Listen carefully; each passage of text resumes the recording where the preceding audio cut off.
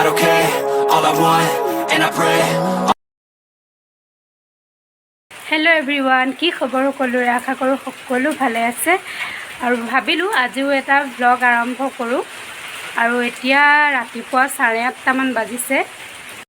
এইফালে বৰষুণ দি আছে আৰু মই মোৰ মানি প্লেণ্ট আৰু স্নেক প্লেণ্টজোপা ধুনীয়াকৈ উলিয়াই দিছোঁ, অলপমান বৰষুণত তিতি চাফা হওক।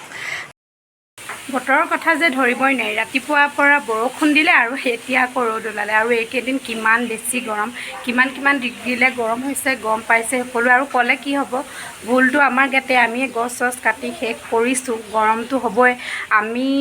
আমি গাঁৱত থাকোঁ, আমাৰ ঘৰ গাঁৱত, আৰু চাৰিওফালে আমাৰ গছে আছে, তথাপিতো ইমান বেছি গৰম পাইছোঁ এইকেইদিন। আজি অলপমান কম আৰু তাৰ পৰিমাণত। আৰু মই মানি প্লেণ্টজোপা বৰষুণত দি দিছিলোঁ, কাৰণ বহুত বেছি ওখ দেখিছেনে, মোতকৈ অকণমানে চাপৰ, আৰু গোটেই পাতখিনি স্প্ৰে কৰি থাকিবলৈ দিগদাৰ হয়। বৰষুণ দিলে মানে ধুনীয়াকৈ চাফা হৈ যায়, সেইকাৰণে মই বৰষুণ দিলে মানে অলপমান বাহিৰত উলিয়াই মেলি দিওঁ। আৰু তেন্তে আজিৰ ভিডিঅ'টো চাই থাকিব, মই দেখুৱাই যাম কি কৰোঁ, কি নকৰোঁ। আৰু এতিয়া আহিছোঁ পাকঘৰলৈ কিবা এটা বনাম বুলি। এইফালে কণী আলু বইল কৰি থোৱা আছে।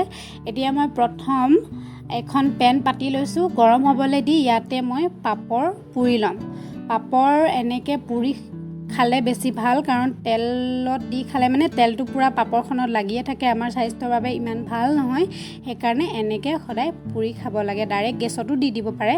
আৰু সেই একেখন পেনতে পাপৰখিনি হোৱাত মই মিঠাতেল দি লৈছোঁ। মিঠাতেল দি গৰম কৰি এতিয়া সেই বইল কৰি লোৱা কণী আৰু আলুখিনি ধুনীয়াকৈ মই ফ্ৰাই কৰি ল'ম, নিমখ হালধি সানি লৈছিলোঁ। আৰু এনেকৈ বইল আলু ফ্ৰাই কৰি খাই কোনে ভাল পায় জনাবচোন, মোৰ কিন্তু বহুত ভাল লাগে খাই। আৰু ৰাতিপুৱাৰ পৰা বৰষুণ দি এতিয়া ইমান বেছি ৰ'দ, গৰমত আৰু একো বনাই থাকিবলৈ মন নাযায়, সেইকাৰণে এনেকৈ চিম্পুলকৈ বনাইছোঁ, ধুনীয়াকৈ ফ্ৰাই কৰি ল'লোঁ। আৰু এইফালে আছে আমাৰ দালি, অমিতা, আৰু আমাৰ ভাতৰ থালি ৰেডি। গৰমত এনেকৈ চিম্পুলকৈ খাই বেছি ভাল লাগে, বহুত বেছি বনাই থাকিবলৈও মন নাযায়। ভাত পানী খাই আজৰি হ'লোঁ, আজৰি হৈ অলপমান ৰেষ্ট ল'লোঁ, আৰু এতিয়া আকৌ ভিডিঅ'টো আৰম্ভ কৰিছোঁ।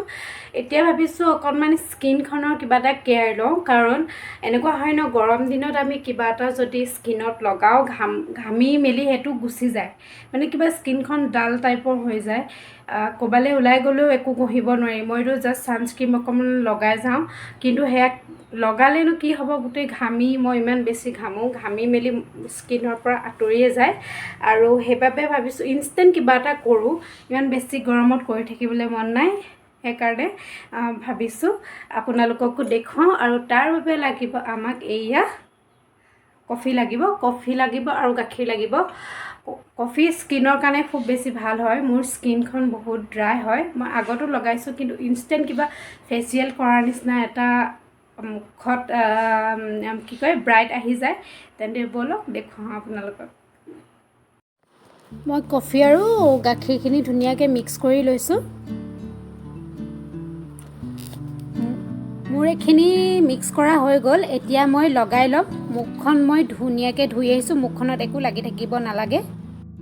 এতিয়া ধুনীয়াকৈ মই গোটেই মুখখনতে কফি পেকটো লগাই ল'ম। আৰু এতিয়া যিহেতু গৰম দিন, আৰু স্কিনত আমাৰ বহুত ছানবাৰ্ণৰ প্ৰব্লেম হয়, আৰু কফি এনেকৈ লগালে ছানবাৰ্ণ নোহোৱা হয়।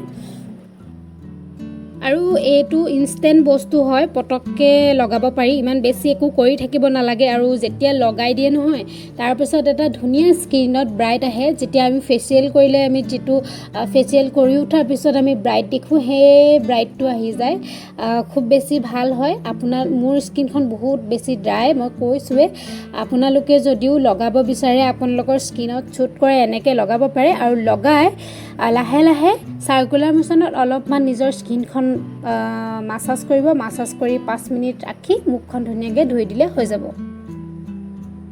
আৰু যে মাছাজ কৰোঁতে খুব লাহে লাহে আঙুলিকেইটাৰে লাহে লাহে স্কিনখন মাছাজ কৰিব, বেছি হেঁচি মাছাজ নকৰিব।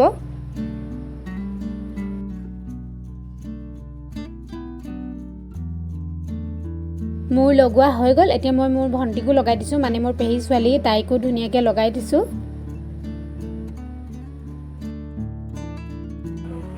মই 5 মিনিট হৈ গ'ল, তাৰপিছত মই এতিয়া মুখখন জাষ্ট ধুই আহিছোঁ, দেখিব পাৰিছে। আৰু মোৰ স্কিনখন চাওক, আৰু কেতিয়াও মুখ ধুই পেলাই ঘঁহি মুখ কেতিয়াও নুমুচিব, জাষ্ট ধুনীয়াকৈ এখন কোমল টাৱেলেৰে লৈ ধুনীয়াকৈ মুখখন মুচি দিব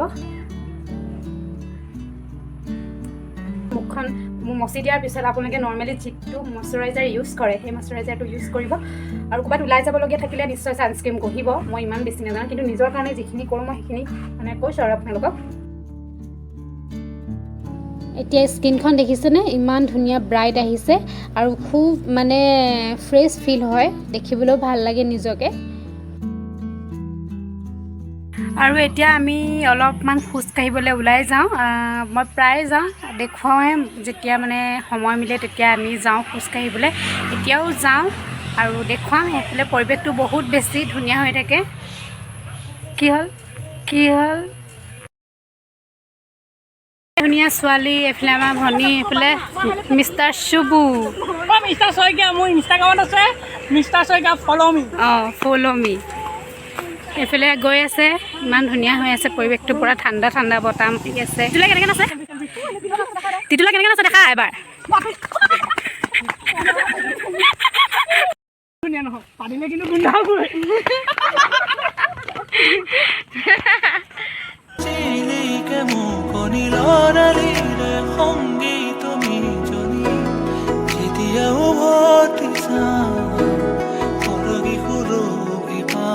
ভাবনাতে চিলিকে মুকনি লৰালিৰে সংগী তুমি জনী যেতিয়া উভতিছা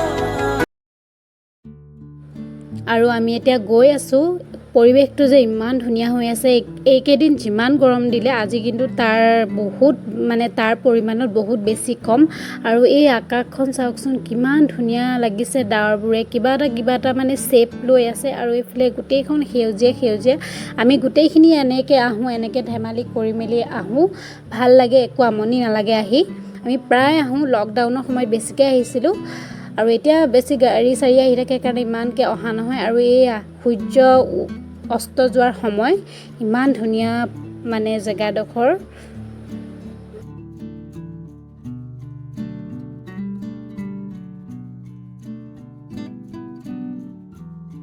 আৰু এইফালে আমি দুজনী পৰিৱেশটো মই এনেই মানে চেলফিত ভিডিঅ' কৰি দিছোঁ আৰু এইফালে চব বিজি হৈ আছে ফটো মাৰিছে বহিছে বহুত ঠাণ্ডা হাৱা দি আছিলে সেই সময়ত